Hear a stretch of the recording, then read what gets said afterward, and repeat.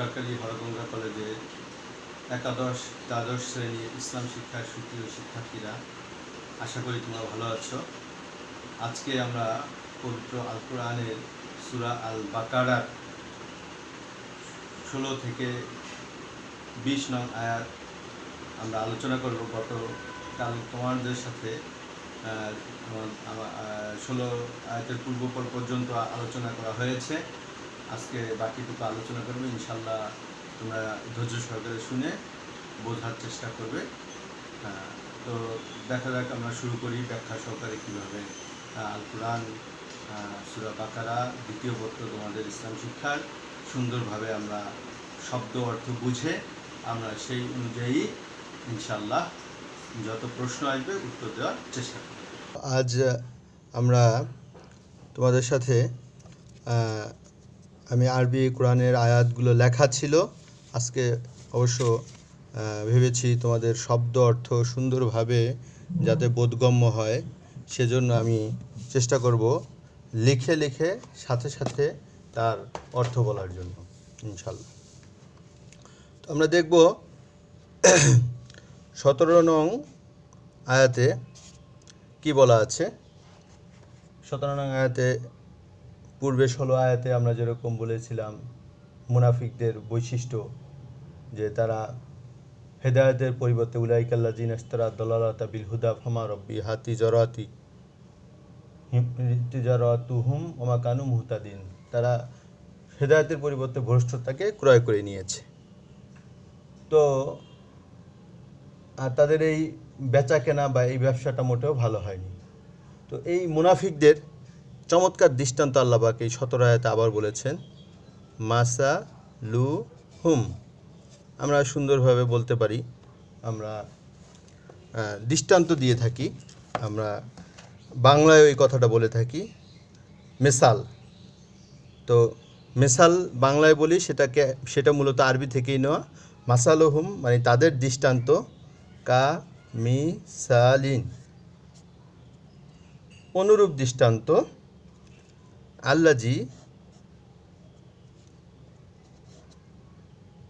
আল্লাজি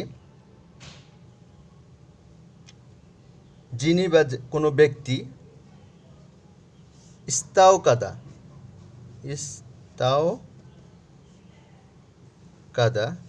ইস্তাওকাদা শব্দের অর্থ হলো প্রজ্বলিত করা বা জ্বালানো। কি জ্বালানো?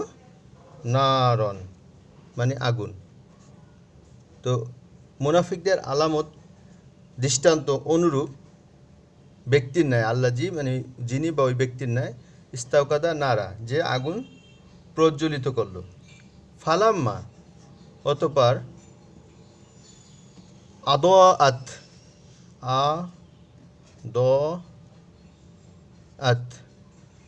শব্দের অর্থ হলো দিয়াউন। আমরা জানি একটা শব্দ আছে দিয়াউন, আলোকিত করা। দিয়াগুন থেকে আদাআত মানে আলোকিত করলো, মা মানে যাহা, হাউ লাহু শব্দে সারাউন্ডিং বা অ্যারাউন্ড, চতুর্পাশে। যে আমরা জানি প্রদীপের আলো জ্বালালে তার চতুর্পাশে আলোকিত হয়। তো অনুরূপ তাদের দৃষ্টান্ত ওরকম, যেন আগুন জ্বালালো, ফালাম্মা আদাত মাহালাহু অতঃপর আলোকিত হলো তাহার চতুর্পাশ। জাহাবা শব্দের অর্থ হলো নিয়ে যাওয়া। জাহাবাল্লাহু মানে আল্লাহ নিয়ে গেলেন। বিনুরিহিম মানে এই দেখো, নূর মানে আমরা বাংলায় বলে থাকি নূর মানে আলো, তাদের আলো নিয়ে গেলেন। অতরকহুম এবং তারা নিমজ্জিত হলেন। ফি জুলুমাত শব্দের অর্থ হলো অন্ধকার। লা ইউবসিরুন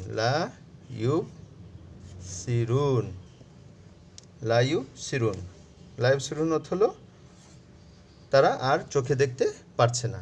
তো মুনাফিকদের দৃষ্টান্ত ওরকম, যখন তাদের চতুর্দিকে আলোকিত হয় তারা সেই নূরে চলতে পারে, চতুর্দিকে আলোকিত আলোর কারণে চলতে পারে। যখনই আবার অন্ধকার নিমজ্জিত হয় তখন আর মানে আলো চলে যায় তখন তারা এই অন্ধকারে নিমজ্জিত হওয়ার কারণে তারা কিছুই দেখতে পায় না। এটা হলো মুনাফিকদের দৃষ্টান্ত। কেন এরকম কথা বলা হচ্ছে?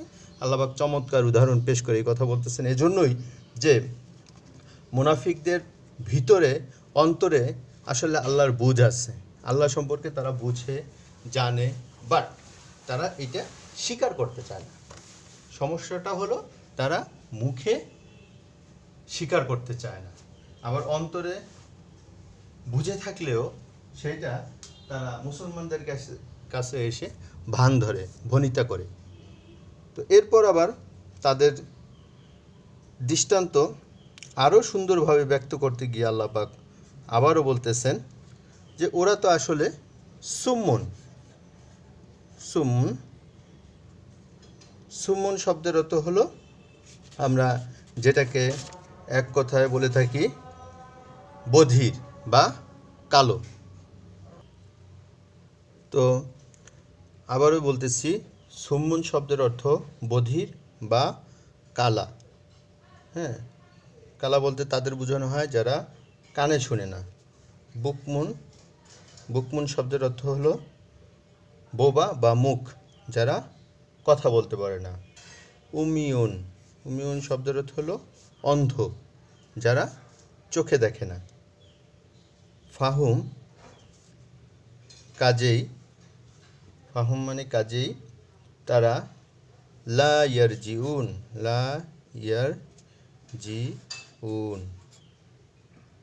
মানে তারা ইসলামের পথে বা আল্লাহর পথে প্রত্যাবর্তন করবে না।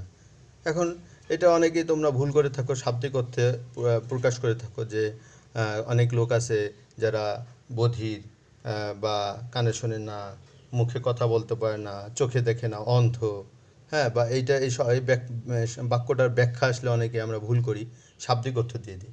আসলে আমরা পূর্বের যে ঘটনা দেখেছি মুনাফিকদের ব্যাপারে বলা হচ্ছে যে তাদের অন্তরে এমনই কপটচারিতা বিদ্যমান যে কপটচারিতার কারণে তারা আসলে সত্যিকার অর্থে বধির বা কালা নয়। হ্যাঁ, তারা মানে তোমার গিয়া কর্ণশক্তি থাকা সত্ত্বেও তারা মনে হয় কিছুই যেন ইসলামের কথা বা আল্লাহ রসুলের কথা কিছুই যেন তারা শুনছে না। এটা হলো তাদের মনের বা চিন্তা শক্তির দুর্বলতা বা তাদের প্রতারণার কথাটাই এখানে ব্যক্ত করা হচ্ছে। অনুরূপভাবে বুকমুন, বোবা বা মুখ, হ্যাঁ, যে তারা বলা সত্ত্বেও, ইসলামের কথা বলতে পারা সত্ত্বেও তারা সেগুলো স্বীকার করে না বা বলতে চায় না।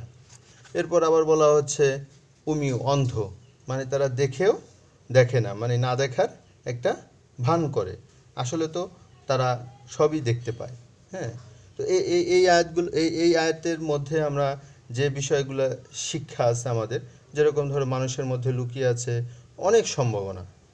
তো এই সম্ভাবনা মানুষ যখন স্বেচ্ছায় পাপাচারে আসক্ত হয়ে পড়ে, তো এই পাপাচারের কারণেই সকল নিয়ামতের অপব্যবহার করার কারণে আল্লাহ তাআলা তখন তাদের থেকে সকল ক্ষমতা রহিত করে দেন।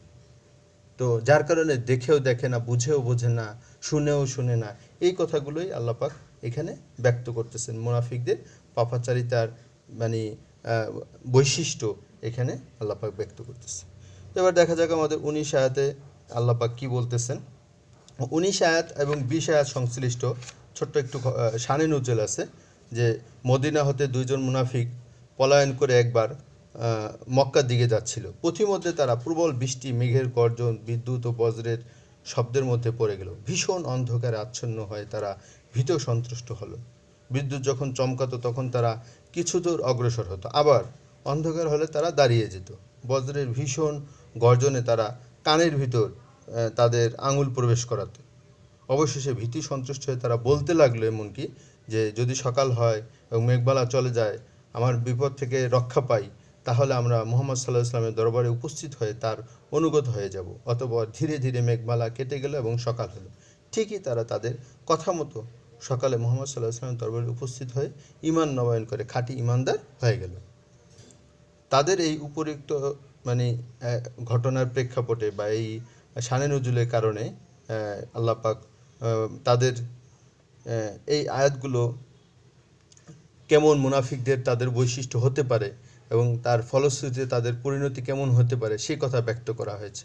যাক, আল্লাহ পাক ওই দুজন যারা মদিনা হতে পালিয়ে মক্কার দিকে যাচ্ছিল, সেই মুনাফিক দুজন ইসলাম ধর্ম কবুল করায় আল্লাহ পাক তাদের এই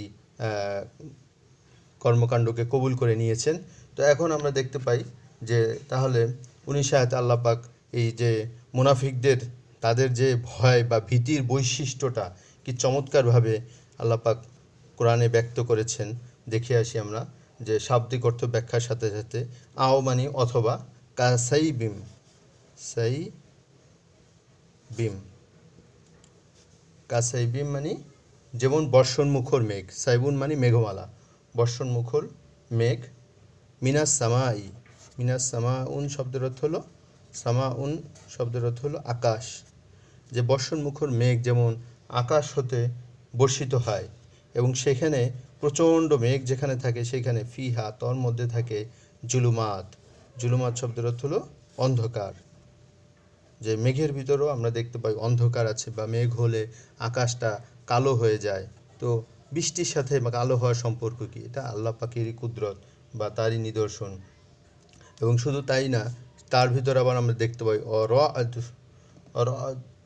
অরদু শব্দের অর্থ হলো বজ্রধ্বনি, বার্ক, বার্ক শব্দের অর্থ হলো বিদ্যুৎ চমক, বজ্রধ্বনি আছে এবং বজ্রর সাথে সাথে আমরা বিদ্যুতেরও চমকানি দেখতে পাই।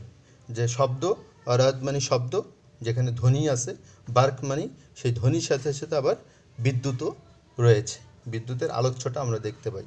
তো এই আলোকছটার কারণে ইয়াজ আ লুনা, ইয়াজ আ লুনা মানে তারা প্রবেশ করায়, ইয়াজ আলুনা শব্দ তো প্রবেশ করায়, আস বি আহুম, আস বি আহুম, আসাবু শব্দের অর্থ হলো তার আঙুলসমূহ, আঙুলসমূহ, ফি আযানিহিম, ফি মানে মধ্যে, আযানিহিম আমরা উজনুন মানে কান বলে থাকি, আযানিহিম মানে তাদের কর্ণ কুহুরে, যে ভয়ে তাদের কানের ভিতর তারা আঙুলকে প্রবেশ করিয়ে দেয় যাতে শব্দটা কম তাদের কানে পৌঁছায়। মিন হইতে, মিনাস সাওয়া ইকি, সাওয়া ইকি, মিনাস সাওয়া ইকি মানে বজ্রধ্বনি থেকে,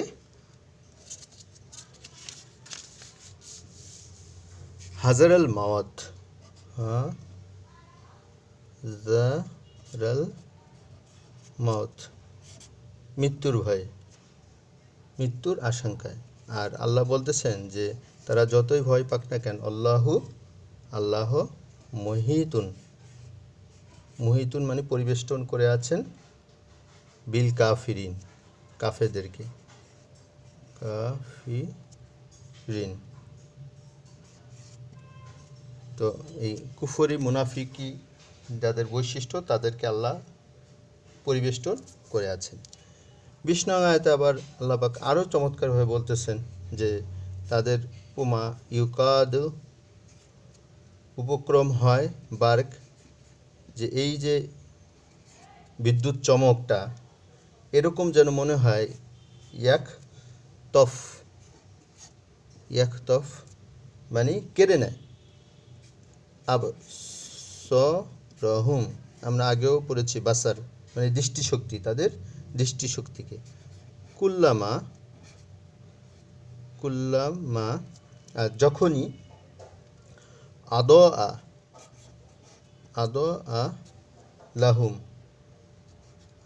লাহুম মানে আলোকিত হয় তাদের জন্য, মাসাও ফিহি, মাসাও ফি হে। তো আমরা দেখতে পাই গ্রাম অঞ্চলে যারা বসবাস করি, শহরে হয়তো বা এই বিষয়টা একটু কম রিয়েলাইজ হয়, তারপরেও আমরা চেষ্টা করলে বুঝতে পারবো। গ্রামে খুব বুঝতে সুবিধা হয়। গ্রাম অঞ্চলে যারা বসবাস করে অনেক সময় চকে হাঁটাহাঁটি করে বা এক বাড়ি থেকে আর এক বাড়ি আসরের পর যাচ্ছে, তখন হঠাৎ করে এরকম বিদ্যুৎ চমক, ইয়াকাদুল উর বার্ক, এই বিদ্যুতের চমক ইয়াখতাফ মানে কেড়ে নেওয়ার উপক্রম হয়, যে যেন এত অন্ধকার, এত বিদঘুটে অন্ধকার হয়ে আসে মেঘ হঠাৎ করে দিনের বেলায়, দুপুর বেলায় বা বিকেল বেলায়, যেন মানে দৃষ্টিশক্তিকে কেড়ে নিয়ে যায়। আবসারাহুম কুল্লামা আদা, যখনই আবার একটু বিদ্যুতের চমকানি দিয়ে একটু আলোকিত হয়, মাসাও ফিহি, তখন তারা সেখানে তার মধ্যে চলতে পারে। তো অনুরূপভাবে এই মুনাফিকদের বৈশিষ্ট্যটা এরকম যে তারা যেন একটু আলোর ছটা পেলে, ইসলাম ধর্মে আলো আসলে তারা যেন এখানে চলবে বা আগাবে, এরকম তাদের উপক্রম বা তাদের বহিঃপ্রকাশ ঘটায়, কিন্তু পরক্ষণেই তারা এগুলো ভুলে যায়। ওয়াইজা, আর যখনই আজলামা, এই অন্ধকার তাদের কাছে ঘিরে ফেরে, আজলামা মানে এটাই আল্লাহ পাক এখানে চমৎকারভাবে বোঝাচ্ছে, যখন আবার তাদের কাছে এই অন্ধকার চলে আসে, হ্যাঁ, আলাইহিম, আজলামা আলাইহিম, আলাইহিম তাদের নিকট, আলাইহিম কমু, তখন আবার তারা হুট করে দাঁড়িয়ে যায়। যখন আলো হয় তখন একটু চলে, আবার যখন অন্ধকার হয় তখন দাঁড়িয়ে যায়। ওলাও, আর আল্লাহ পাক বলতেছেন ওলাও শাহ আল্লাহ, এই তাদের যে এই হটকারিতা, আল্লাহ যদি চাইতেন, শাহ শব্দের চাওয়া, শাহ আল্লাহ, আর আল্লাহ যদি ইচ্ছা প্রকাশ করতেন বা চাইতেন, লা জাহাবা, লা জাহাবা, তিনি নিয়ে যেতেন। কি নিয়ে যেতেন? এই যে তাদের বিসাম ই হিম, তাদের এই শ্রবণ শক্তি, শুধু এই ধ্বনিতে তাদের ভীতি নয়, শুধু তাদের এই বিসাম ইহিম, তাদের শ্রবণ শক্তিও, বিকট শব্দে আমরা জানি যে অনেক সময় কানের পর্দা ফেটে যায় বা কর্ণশক্তি হারিয়ে যায়, তো আল্লাহ চাইলে এরকম করতে পারতেন। ও আবসারিহিম, শুধু তাই নয়, তাদের আবসরিহিম, তাদের এই দৃষ্টিশক্তিও আল্লাপাক চাইলে কেড়ে নিতে পারতেন। কেননা ইন্নাল্লাহা, নিশ্চয় আল্লাহ, ইন্নাল্লাহ আলা কুল্লি শাইইন কদির, আল্লাহ এইখানে চমৎকারভাবে চ্যালেঞ্জ ছুড়ে দিয়ে বলতেছেন যে নিশ্চয় আল্লাহ সকল বিষয়ের উপর ক্ষমতাশালী, সর্বশক্তিমান। ইন্নাল্লাহ, নিশ্চয় আল্লাহ, আলা কুল্লি শাইন কদির, সমস্ত কিছুর উপর সর্বশক্তিমান। তো এই মুনাফিক কাফেরদের এই যে দৌরাত্ম্য, তাদের এই দৌরাত্ম্যের ধরুনে আল্লাহ পাক ইচ্ছা করলে অনেক কিছুই করতে পারেন, তদুপরি আল্লাহ পাক তাদেরকে মাফ করে দেন যদি তারা হেদায়েতের পথে আসে। যেরকমটি 19-20 আয়াতের যে আমরা শানে নুজুলের কথা বলতেছিলাম, যে শানে নুজুলটা এরকম দুই মুনাফিকের কথাই বলা হচ্ছিল, যারা মদিনা থেকে মক্কায় আসার উপক্রম হচ্ছিলেন, এবং এরকম পথিমধ্যে তাদের এরকম বজ্রধ্বনি বৃষ্টিপাত তাদেরকে আক্রান্ত করলে পরে নবীজিকে সাথে দেখা হলে সে ইসলাম ধর্ম গ্রহণ করবে, সেই কথাই তারা ব্যক্ত করেন। আল্লাহ পাক তাদের এই মনোকামনা পূরণ করেছেন। তো আমাদের উচিত, সকলেরই উচিত, এই কোরআন এবং হাদিসের যে বৈশিষ্ট্যগুলো মুনাফিকদের, কাফেরদের বলা হচ্ছে, এইগুলো বুঝে পড়ে আমাদের ভিতরে যেন এই ধরনের কোনো মুনাফিকি বা কুফেরির বৈশিষ্ট্য প্রস্ফুটিত না হয়, এগুলো থেকে আমরা সর্বদা সজাগ থাকব। কারণ এই আয়াতগুলো, এই লাস্টের এই আয়াতে আমরা এই শিক্ষাই আমরা সুন্দরভাবে পেয়ে থাকি যে মুনাফিকরা সত্যিকার অর্থে চরম হতভাগ্য। হেদায়েত প্রাপ্ত লোকদের সাথে তাদের মতো বাহ্যিক আচরণ করেও তারা হেদায়েতের পথে চলার সৌভাগ্য অর্জনে ব্যর্থ হয়। তো আল্লাহ যদি খাস রহমত থেকে সত্যিকার হেদায়েতের দিকে তারা আসে, তাহলে আল্লাহ তাদেরকে আবার কবুল করে নেন।